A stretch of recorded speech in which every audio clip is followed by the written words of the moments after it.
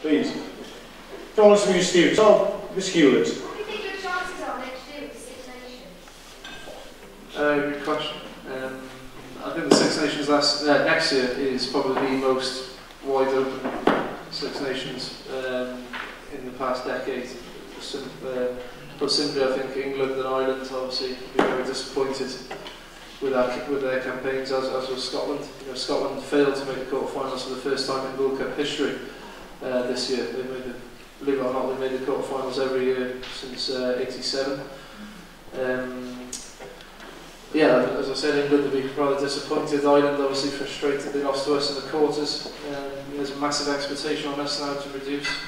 You know, it's a kind of different psyche now compared to where we were 2 years ago. You know, people would be surprised now if we lost games. It's as simple as that. There's huge expectation. I suppose that as a player, that psyche is completely different. And France, obviously, you know, to lose a World Cup final is huge motivation. Yeah. Walks, he's in the north of England and walks into a church. And, he's walking around the church, and sees a little pink telephone sign on the wall. So he asks the vicar, what's that pink telephone sign mean? It's like, yeah, if you stand under that and pay £50,000, you can actually speak to God. So he's like, okay, it doesn't really believe him. What's the next church down the road? Again, this guy's a church observer, quite a boring job. Not religious, sorry, but sees another pink telephone sign on the wall, says to the vicar, again, what's that for? Underneath it says £40,000. And he's like, yeah, if you spend £40,000, you can actually speak to God. And, you know, speak to God in person. He just doesn't believe it. And on his travels down the UK, he goes to all these churches, sees these pink telephone signs on the walls. And every vicar says the same. When it comes to Wales,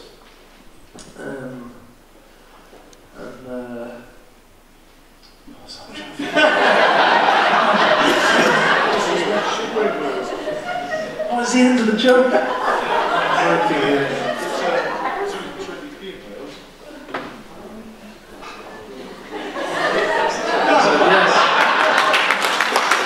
Right, so he walks into a church in the heart of Cardiff, the capital city of Wales, and you better laugh at this joke.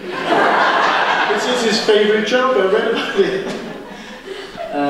Walks in, there's a telephone sign on the wall, it says 20p. So he says to the vicar, I've trawled the UK, and you know, to speak to God, it would have cost me 30 grand, 40 grand, 50 grand in some places. In London it was 100 grand. And there's 20p here. And so the vicar turns around and says, well mate, it's a local call.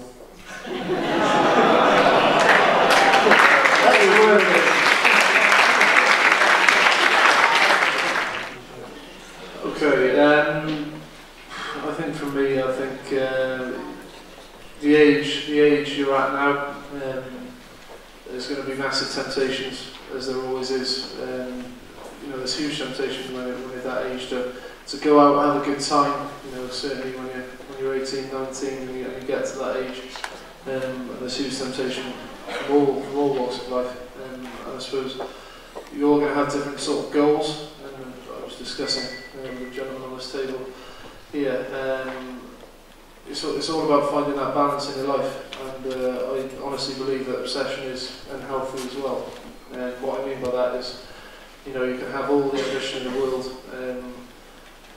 to achieve something that you want to do, and if you're completely obsessed with it, I honestly don't believe you'll get there. I think, from my experiences and from what I've seen of people who I've grown up with, if you're completely obsessed with something, you'll never achieve it. It's very important to have that balance in your life. You know, whether that's a social life, whether that's academically, whether you're trying to be a sportsman or you're trying to do well in music. If that's all you do, it's like 100% music or 100% rugby or 100% academic, I honestly don't think you'll achieve what you want to achieve in that field. And it's very important that, you know, one, you do have a social life, you go out with your friends, you go out and enjoy yourself, and you become a sociable person. And two, as I said, just have that balance, you know, to strike that balance. And if you find that perfect balance in what you're trying to do, I suppose that boundaries are endless really, and you can really fly high. And that's the only advice really. That's something I like to think I managed to achieve, especially at that age of 18, 19, 20 years old, especially after you leave school and you're into the big wide world as such. If you can find that balance, be around good people, work hard at your goals, but in the same breath appreciate everything else that's around you as well, I'm sure you'll achieve those goals. So thank you very much for having me today. It's been an absolute pleasure being here.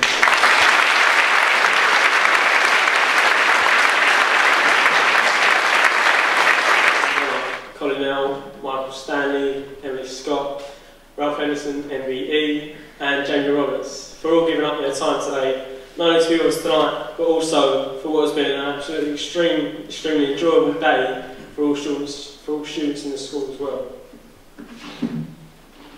We would like to say a huge thank you to all the people that have made tonight possible. For Mrs. Eiley for the catering, for Mrs. Horsnell for the printing and organising this evening, Mrs. Darkins and Miss Darkins for all their help sending the invites and ringing for the confirmations.